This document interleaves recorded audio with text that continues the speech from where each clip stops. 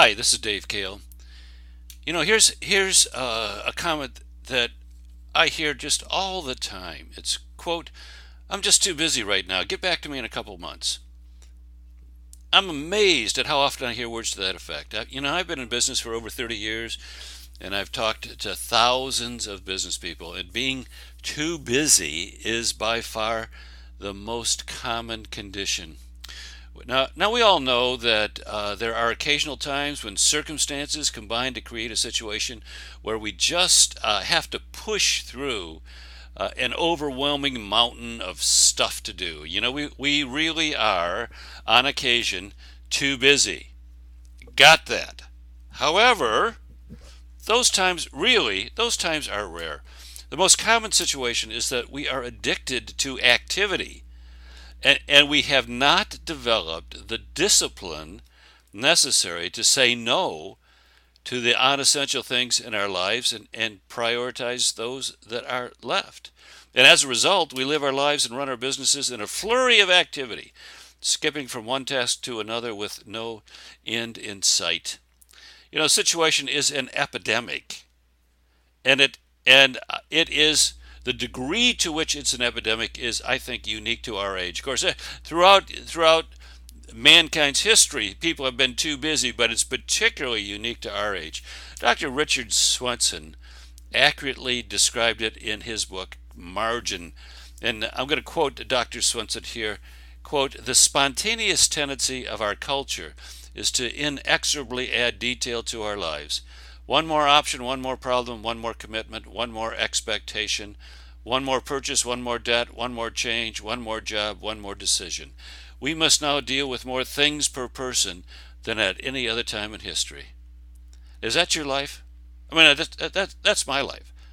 So, we understand there's a lot to do, but our approach of having to do everything is what is the problem.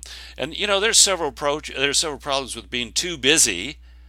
Here's a couple of the big ones. When we're too busy, we're just so immersed in everything we have to do, we open ourselves up to allowing activity to crowd out contemplation. In other words, we spend so much time doing that we have little time to invest in thinking about what we're doing. Just asking the question, is this thing really worth our time and energy? Activity becomes addictive, and we become automatons, forever pursuing the satisfaction of accomplishment, but rarely assessing the value of that accomplishment. We do it because it's there, not because we've decided to do it. Intentionality suffers as activity prospers.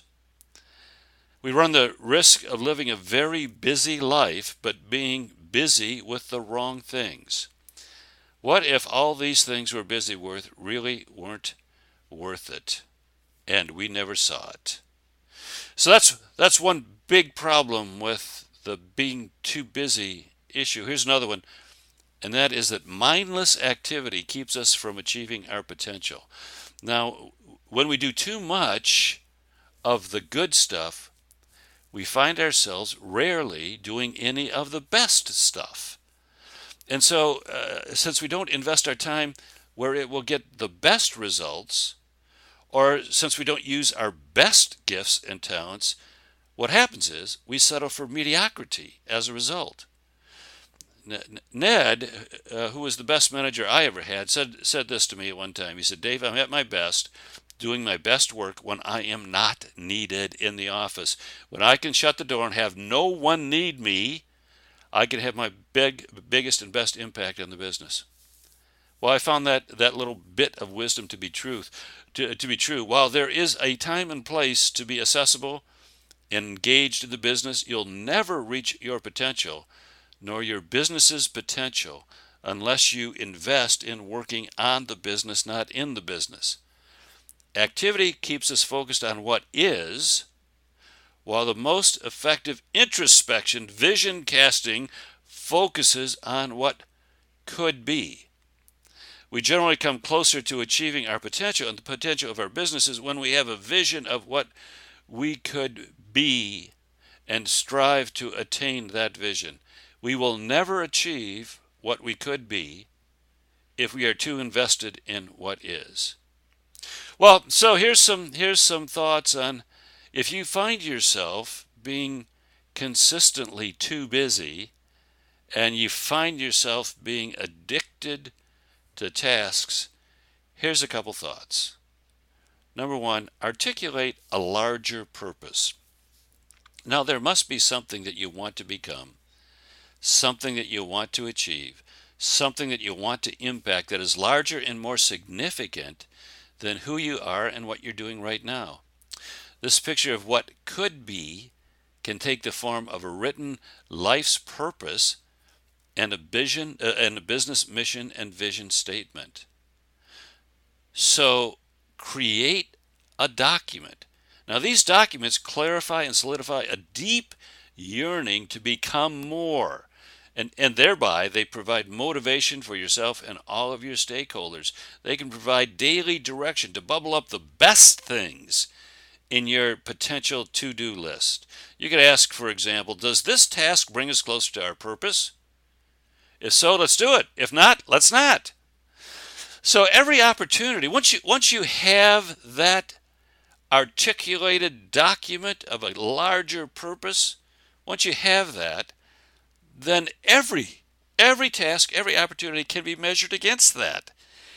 And it provides a powerful way to prioritize everything that presents itself to you. So that's number one. Number two, engage in regular self-reflection. Engage in regular self-reflection. Now, you're only on this earth for a short time. To make the most of it, you need to soberly evaluate your unique set of gifts and talents and skills and life experiences. Now, we're all familiar with the SWOT, business analysis, and of course, SWOT stands for strengths, weaknesses, opportunities, and threats. Now, there's a reason why that exercise is routinely repeated by strategic planners. When your vision for yourself or your business is energized by a clear understanding of your personal and corporate gifting, the resulting mix will powerfully shape your life, energize your business, and move you dramatically towards achieving your potential.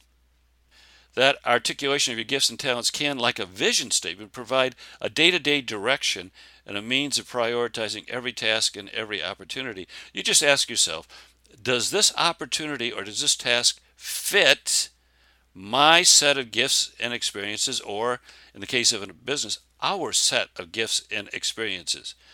And if so, then it goes up the priority list. If not, it slides down.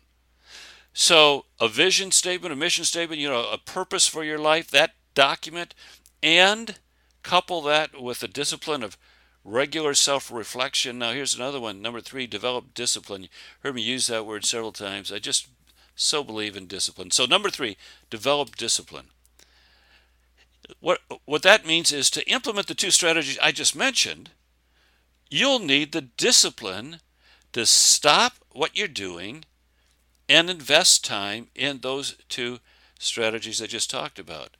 Now, I've often observed that the fundamental difference between successful and unsuccessful people is discipline. Those who can harness their instincts, their feelings, and their thoughts and intentionally apply them are those who rise to the top of whatever pack they belong to.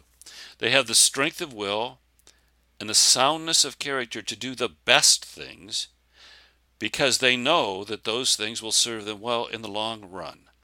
Those who are influenced by their own urges and attractions find themselves addicted to activity and subject to the whims of whoever or whatever enticement appears at the moment. So number three, develop discipline. Number four, create an ongoing relationship with God. Now, the Bible tells us that God has a plan for each of our lives and that He has knitted us together in the womb to be whom He wanted us to be. The problem is, of course, that He also provided us with free will to make choices for ourselves. What we choose, free will, is often in conflict with what God wants for us. So the solution is to create a relationship with God such that you can count on His involvement and direction in all the decisions you make along the way. If you build such a relationship, all the issues I just talked about above will become easier, and the outcome of your effort becomes favored. Without it, life gets tough. One of the saddest moments I can imagine would occur towards the end of our lives when we look back on it and say, yeah, so what? I spent my life busy, but alas, I was busy with the wrong things. Don't let that happen to you. Okay? That's it. Bye-bye.